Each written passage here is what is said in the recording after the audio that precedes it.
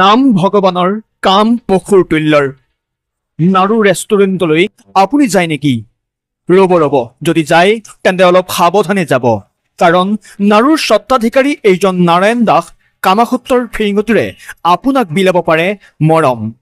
এবাৰ নাৰায়ণৰ কামনাৰ বলি নাৰী নহয়, এবাৰ কামনাৰ বলি কুকুৰ।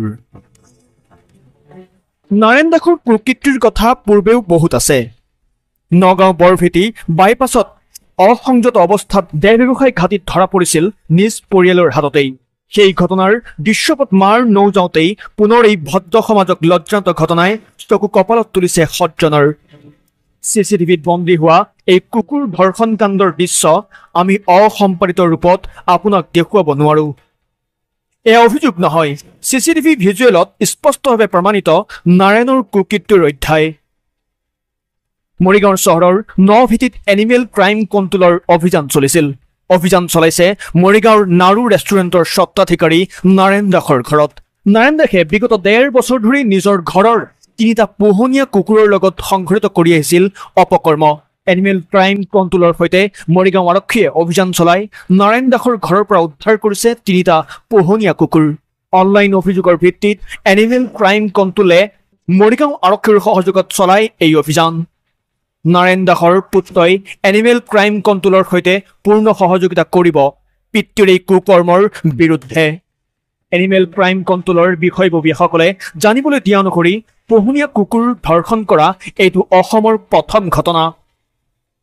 ইতিমধ্যে বাৰ ৰেষ্টুৰেণ্টৰ মালিক এইটো পাখণ্ড কুকুৰ বলৎকাৰী নাৰায়ণ দাসৰ বিৰুদ্ধে মৰিগাঁও থানাত PS কেছ নং 123/25 US 291/325 BNSRW section 11(1)A 11(1)E 11(1)G PCA actor অধীনত গোচৰ ৰুজু কৰি গ্ৰেপ্তাৰ কৰিছে মৰিগাঁও আৰক্ষীয়ে। কুকুৰজনীয়ে বাৰম্বাৰ চিঞৰ বাখৰ কৰি তাইক দৰ্জাৰ পৰা বাহিৰলৈ উলিয়াই দিয়াৰ অনুৰোধ কৰা দেখিছিল। এই ঘটনা প্ৰায় 1.5 বছৰ ধৰি চলি আছিল। ইয়াৰ লগতে আৰক্ষীৰ সূত্ৰৰ পৰা জনোৱা মতে নাৰায়ণ দাসৰ ঘৰত গৈ তেওঁৰ পুত্ৰৰ সৈতে কথা পাতি গম পাইছিল কেৱল কুকুৰ বুলিয়েই নহয়, মানুহজনে বহুতো মহিলাৰ সৈতে নিৰ্যাতনৰ ঘটনা সংঘটিত কৰি আহিছে, নিজৰ স্ত্ৰী আৰু পুত্ৰকো মাৰধৰ কৰি আহিছে।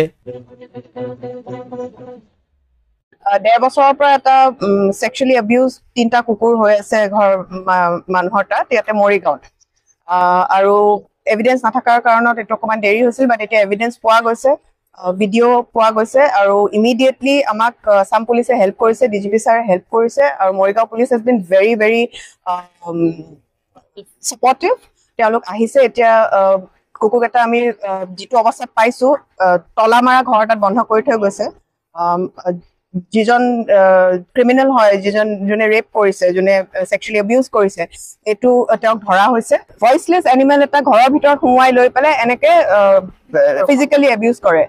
इटू वस्तु we do not support and we are there to fight for this together. मैं ऑफिशियल हूँ। मेरे पास ऑल इंडिया PRO के ईमेल आईडी में जो ईमेल आया था उसी ईमेल के बेसिस पे हम लोग सारे एक्शंस ले रहे हैं। ये पुलिस डिपार्टमेंट के पास ऑलरेडी ये मेल चला गया है, ठीक है, तो इसका नाम हम लोग पब्लिकली डिस्कस नहीं कर सकते due to the security and in defamation.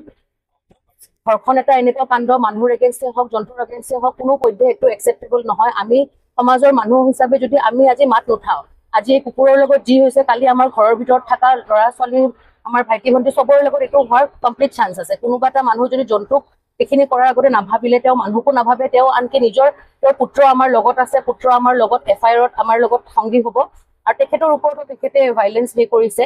তেখেতৰ ঘনীয়েক, তেখেতৰ বেলেগ ল'ৰাটো তেখেতৰ লগত নাথাকে। আৰু এই কেছটোৰ জৰিয়তে আমি অসমবাসী ৰাইজ, গোটেই দেশৰ ৰাইজক আমি আহ্বান জনাইছো কি আপোনালোকে সকলোৱে মাত মাতক, সকলোৱে ফেচবুক, ইনষ্টাগ্ৰাম, টুইটাৰ য'তেই পাৰে আপোনালোকে মাত মাতক। আৰু এনেকুৱা একো প্ৰাণী নাই যোনটোক বাদ দিছে। মানৱ জাতি ইমান তললৈকে নামিব বুলি আমি কোনোদিন ভাবা নাছিলো। এইবোৰ কেছ আমি যিহেতু বহুত এক্টিভ NGO, আমি শুনিছো, দিল্লী, বম্বেত শুনিছিলো, কিন্তু আমি কেতিয়াও আশা কৰা নাছিলো কি অসমত এনেকুৱা কেছ এটা আমি দেখিব পাৰো।